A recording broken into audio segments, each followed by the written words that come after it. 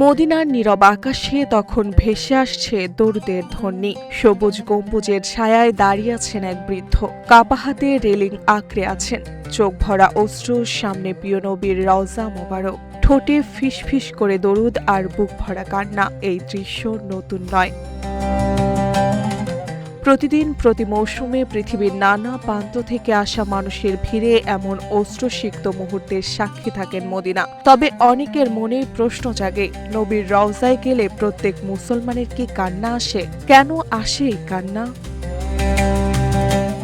রওজা মোবারক যেখানে শায়িত আছেন মহানবী হযরত মুহাম্মদ সাল্লাল্লাহু আলাইহি ওয়াসাল্লাম, তার পাশে সমাহিত প্রথম খলিফা আবু বকর রাদিয়াল্লাহু আনহু ও দ্বিতীয় খলিফা ওমর ইবনুল খাত্তাব রাদিয়াল্লাহু আনহু।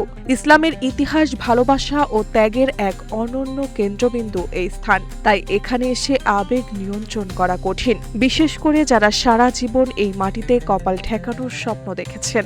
এই রওজায় দাঁড়িয়ে নবী সাল্লাল্লাহু আলাইহি ওয়াসাল্লামকে সালাম দেবেন, নফল নামাজ আদায় করবেন, এমন স্বপ্ন যারা দেখেন তাদের পক্ষে আবেগ ধরে রাখা সম্ভব নয়। সেই আবেগ অশ্রু হয়ে ঝরে পড়ে মদিনার মুনাওয়ারায়।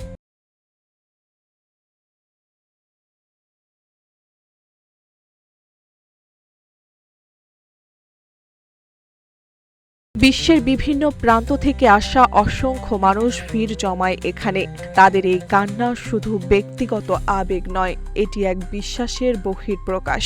মুসলমানদের কাছে রাসূল সাল্লাল্লাহু আলাইহি ওয়াসাল্লামের প্রতি ভালোবাসা ঈমানের অংশ। তাই রওজার সামনে দাঁড়ালে অনেকের মনে জেগে ওঠে অনুতাপ, কৃতজ্ঞতা, আত্মসমর্পণ আর অঝোর অশ্রু। নিরাপত্তা ও শৃঙ্খলার মধ্যে নির্ধারিত সময়ে রওজা জিয়ারতের সুযোগ পান দর্শনার্থীরা। সেই মুহূর্ত কয়েক সেকেন্ডের, কিন্তু আবেগের গভীরতা অনন্ত।